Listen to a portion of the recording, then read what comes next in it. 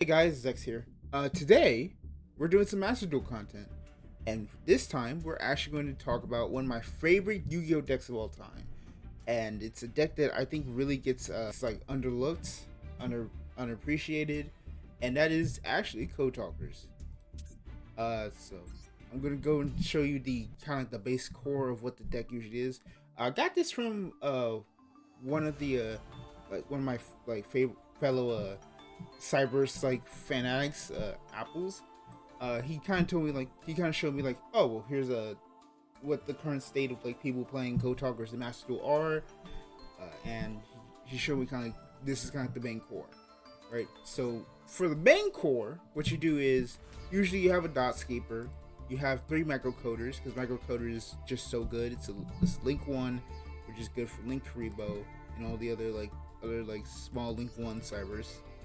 It surges out your silent minings, your silent codec, and silent conflict, meaning you just get so much. It's just like a one card that just gets much value, and it along with code generator allows you to just link summon from your hand for free. Which I won't say for free because the whole thing is you have to get a monster on board first. But when you do that, you're effectively online. And it becomes an OTK kind of type of deck. So you have this. You run Backup Secretary because it's just a free special summon. Three sign at Gadget because when it leaves the field from Link summoning, actually no, I'm wrong. When it's sent from field to the graveyard, we special summon a token.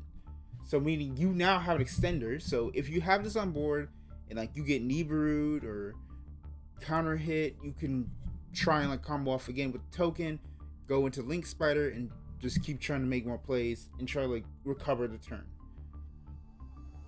Lady Debug is our main searcher, gets a level 3 lower Cybers, meaning microcoder, backup secretary, code generator, Dotscaper if you want to discard it for silent mining, etc. And 2 Parallel Exceed because it's Parallel Exceed. You have it in hand, you can search it out, you have it in hand, you basically get another special summon, meaning it's just a big extender, it's a big thing. It's a big extender, it's a very, very powerful card that just makes your turns just go off. I already talked about silent mining. It's a discard 1 to add a level 4 lower Cybers, meaning you can search out Lady Debug if you don't have her, microcoder, basically any of your big starters. You can just search it out and you have it. And silent codec, I don't need to tell you, write this down. If Code Talkers were ever got a very, very powerful going first enabler, I would say this card might have to get banned at one point. Basically, for it to if you summon a Code Talker, meaning say Code Talker, Code Talker inverted, Access Code Talker, Trans Code Talker, once per turn you can search for a card for a monster in your deck with the same element. So you could get so like you said, if you go Code Talker, if you open this, press this, it stays on board, and go into Code Talker, you search microcoder, go to transcode, you search code generator or Dotscaper, you go into inverted, you search Lady Debug or backup secretary, you go into Xcode, search Parallel Exceed. You just get so much advantage. It's actually insane. If you were building a straight up hard plus deck, this card alone would get you a +6 and just the game's over. Effectively, if this card stays on the board for more than long enough and your opponent just can't respond to it, it's over. This is basically going second, this stays on board, your opponent doesn't have the Nibiru, doesn't have the Ashes, doesn't have the Max Seas to try and get them out of there, it's over. If they didn't step aboard, it's over. It's just that powerful. And of course, Senate Conflict is if you're at a point where you're you fear you can't kill them, because this is mostly an OTK, what you can do is like you just set Silent Conflict, and it's a full-on like hard negate, and you banish it, and they can't use the same card name for the rest of the turn. So if they try and do it again, no, they can't, and it's just it's wild actually. So that's kind of the main deck. The extra deck is the core extra deck he showed me was different from what I'm gonna show you in my full list. So, you have Link Spider, one normal monster. So you use this and you just straight up start your plays. You probably should just kind of wait until like Nibiru hits the board, and then you sack out the token for Link Spider, and again combo again. Link Kuriboh for level 1s to be more defensive. Silent Great Balinks and Link Kuriboh have the one real thing, which is to kind of like start off a play. Say like you feel like you're going against a trap deck, play Link Kuriboh. Excuse me. You say you're going against a trap deck, you play Link Kuriboh, and then you negate the trap effects, banish it, and you keep on with your plays. It's it's pretty much there. Almirage is there to be a card that gets you. It's a card that pretty much is there for making your hand traps if you run them as an actual like comboer. If you just kind of brick. So Almirage becomes a Cyberse, meaning now all your other Cyberse extenders become much more effective. So you open with two Ashes and a Maxi, and you go first or something. It's like, well, I need to do something, so I'm just gonna play some normal summon Ash, play Almirage, then I can go to town. So the code talkers are much there for using codec. There's not much to say to them. Update Jammer is part of the Update Jammer access code OTK. If you can summon like a transcode, get Update Jammer, and then link them off for access code, it effectively means that like this dude is gonna be like 5,300 and can attack twice.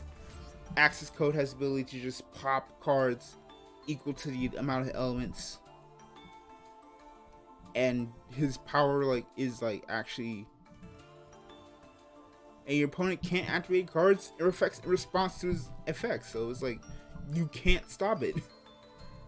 It's a really powerful card. There's a reason why this card is $120 in the real game. Transcode is a 2+ fed monster. When its code link gives it and its code link cards power to attack, meaning as the code gets bigger.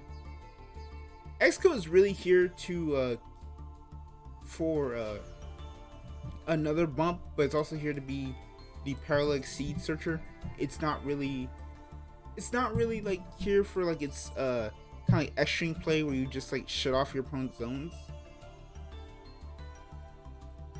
Well, it is there for the other effect, which is actually unable to be destroyed by card effects. So once you get down on board, they can't just blow up your board as crazy.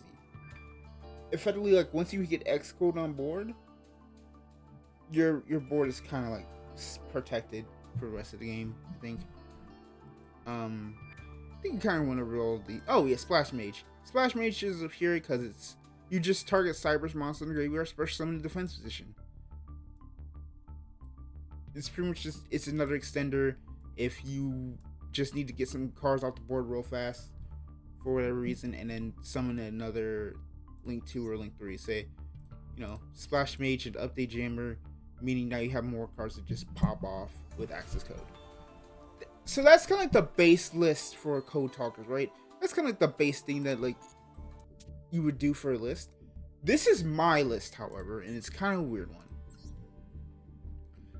So here it is. It's weird, but I'll explain. So first off, starting off with Dockscaper. When sent to the graveyard, you can special summon it, or if it's banished, special summon it. Basically, you get to do it twice. There's some plays that like I think could work I think there's some plays where it's like you just Dockscaper twice in the game. It's not going to come with much. It's pretty much there for to get from code generator to dump. Code generator, you link off with it, dump it, brush some dotscaper, it's on board, you have more extension plays, pretty much there. I already talked about microcoder.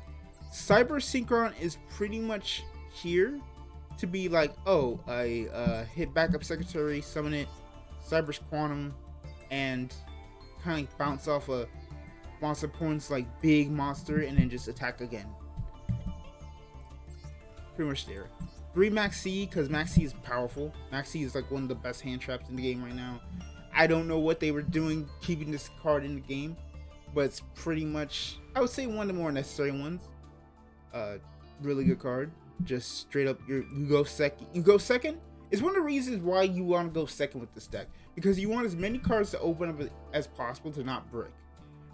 So having Max C means like your opponent goes, I don't know, Drytron and tries to go first. You Max C, you either stop their turn or they have to, you either stop the turn, they blow an Ash, or yeah, you either stop the turn, blow an Ash, or they have to keep going in hopes that they can find a way to set up a board that Max C advantage is not worth it. Or rather, it's not effective. Excuse me. So, then 1 Info Flyer or summon from the zone to a link monster points to.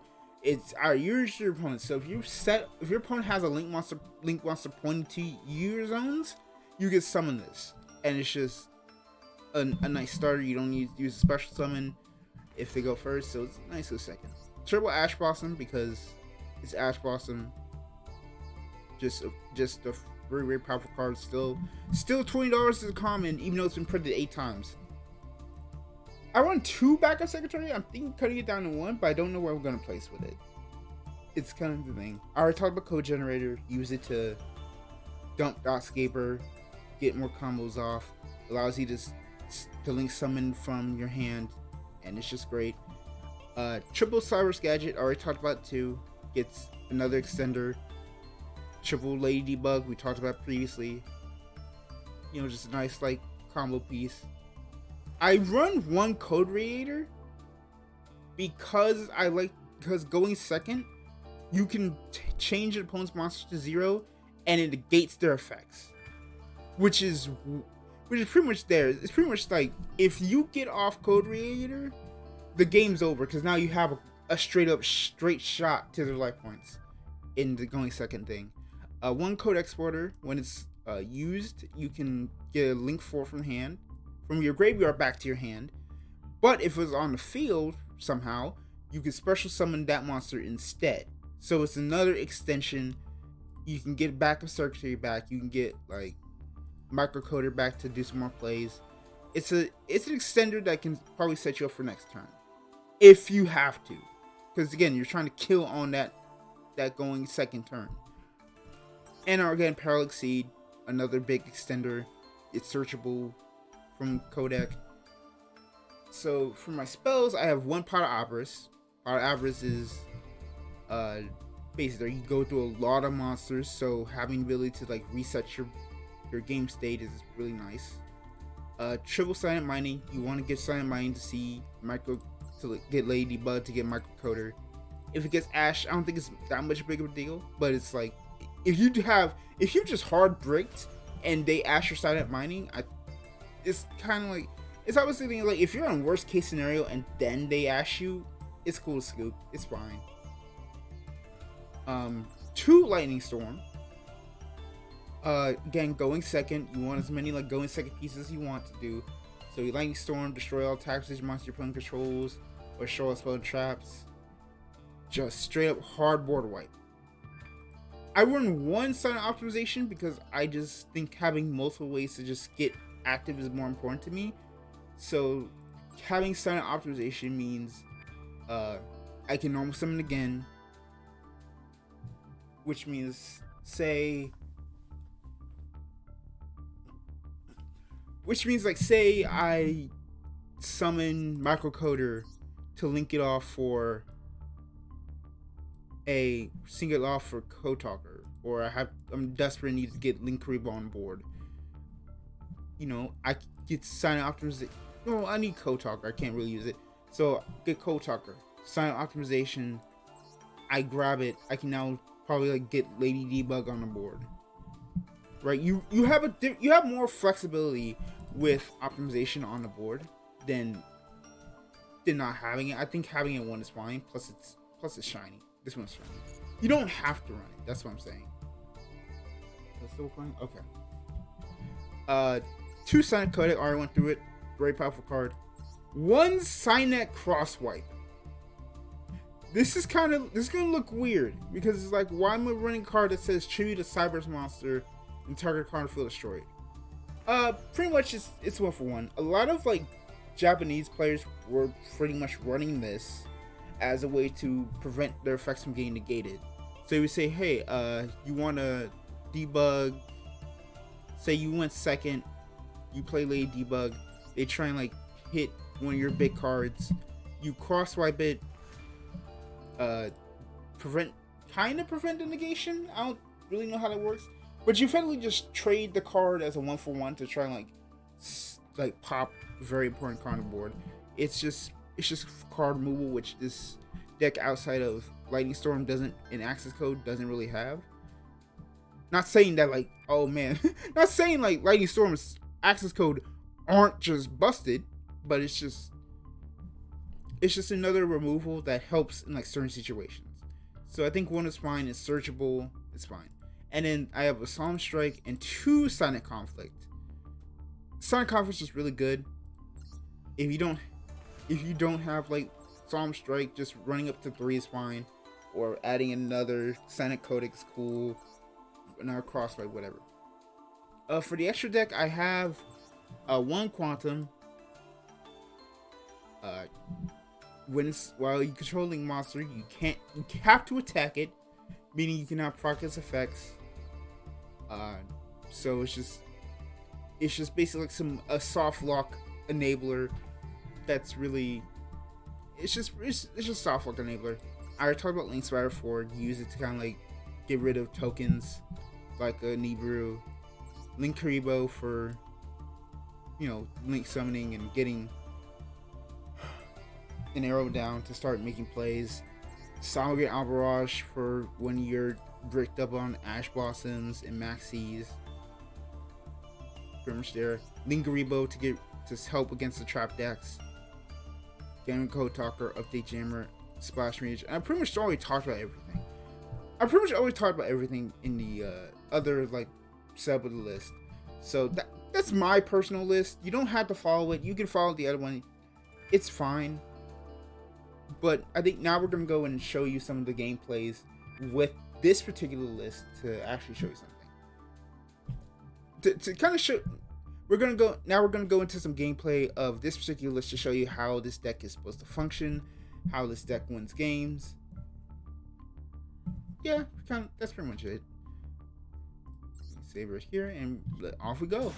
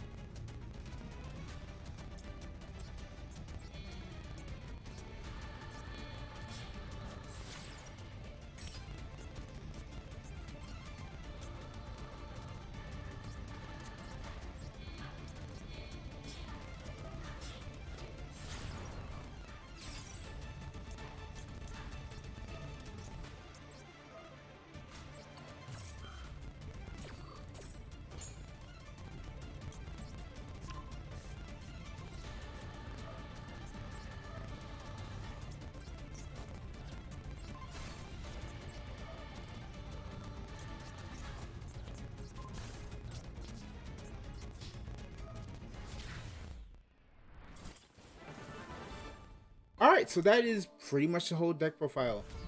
Again, Code Talkers are a very, very fun deck. They can do a lot of explosive plays.